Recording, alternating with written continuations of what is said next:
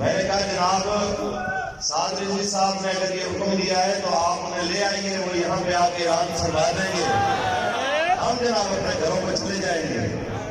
باقی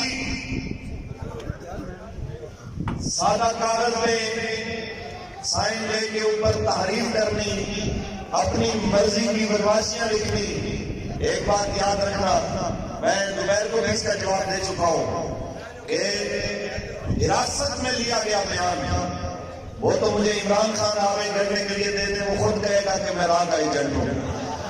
آپ جو مرضی کہیں، میں اس کو کہلانے وہ کہے گا میں نیازی نہیں ہوں جی، میں نیازی نہیں ہوں، میں شیخی ہوں۔ وہ کچھ اور کہنا شروع کر دے گا۔ آپ مجھے جناب شیخ رشید صاحب دے دیں، وہ کہے گا میں شیخ نہیں، میں نیازی ہوں۔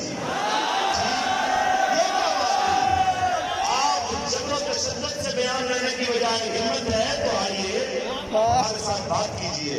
ہم جناب کل بھی آپ سے ہاں آپ کو ہم سے ڈر لگتا ہے کہ بھائی لبیک والے بڑے گاڑے میں بڑی سخت چل کرنے میں، تو ہمارے مذاکراتی کمیٹی کے ممبر علامہ غلام راز صاحب فیضی بیٹھے ہیں، کسی ٹیلیویژن چینل سے اوپر لائیو آپ بھی آ جائیے۔ ہم جناب اعلیٰ ہمارے ممبر مذاکراتی ٹیم آپ سے بات کرتے ہیں تاکہ دنیا کے سامنے واضح ہو جائے کہ سچ کیا ہے اور جھوٹ کیا ہے۔ لہذا اتنا بندے کو چبل مارنی چاہیے جو چچے بھی چاہیے، لیکن تھوڑی بہت بندہ کو بیلنس کرتا ہے۔ لیکن یہ تو کوئی بات نہ ہوئی نا کہ بندہ کوئی اس طرح کی عجیب سی بات کرے کہ جو عقل سے بھی بالاتر ہو، سمجھ سے بھی بالاتر ہو۔ لہذا آپ حساب کتاب سے ویسے بھی ان کو وکیل صاحب کو رکھا ہی اس لیے ہے کہ جو حکومت نے چبل مارنی ہے یہ رفع کرنے کا کام کرتے ہیں، تو لہذا جناب یہاں پہ رفع ہونے والا مسئلہ نہیں ہے، تو بقیہ اترے ہوئے ہیں، آپ کس چیز کو جناب رفع کریں گے؟ بہرحال یہ دھرنا اس وقت ہی اٹھے گا جب فرانسیسی سفیر جائے گا اور ساتھ بھائی آگے آ کے کہیں گے دعا کر کے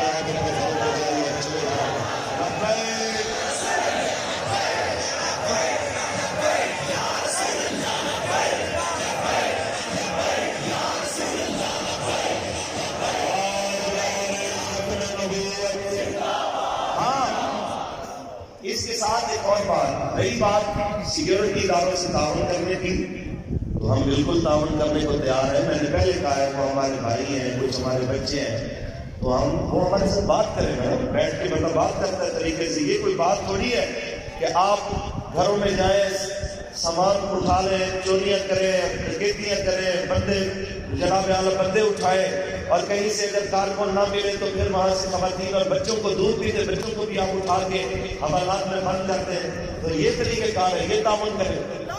تو میں بس اتنا کہنا چاہتا ہوں کہ خدا کی خوف کرے، حکمرانوں اپنے مفادات کی خاطر اداروں کو تباہ نہ کرو۔ پاکستان اللہ کا انعام ہے، اس کی قدر کرو، اپنے تھوڑے سے مفاد کی خاطر اس کے اداروں کو تباہ و برباد نہ کرو۔ یہ پاکستان ہمارا ہے، پاکستان کے ادارے ہمارے ہیں، پاکستان کی املاک ہماری ہے، نہ ہم اس کی املاک کے دشمن ہیں، نہ ہم اس کے اداروں کے دشمن ہیں۔ میں نے پہلے بھی کہا ہے وہ آپ کے سامنے، اگر آپ کو یاد ہو کہ صحافی نے کہا کہ اگر آپ پہ آپریشن ہوتا ہے تو آپ کیا کریں گے؟ میں نے کہا ہم تو تیار بیٹھے ہیں، کہتے آپ کریں گے کیا؟ میں نے کہا یہ نہیں ہے کہ وہ بندوق لے کے آئیں گے تو ہم بھی بندوق اٹھائیں گے۔ بھائی بات اتنی ہے، ہم نہ مسلح جدوجہد ہم نے شروع کی اپنے ملک میں، نہ ہم نے بندوق اٹھائی، نہ ہم نے بم چلایا، نہ خود کو اس تمباکو کے کلچر کو پروموٹ کیا۔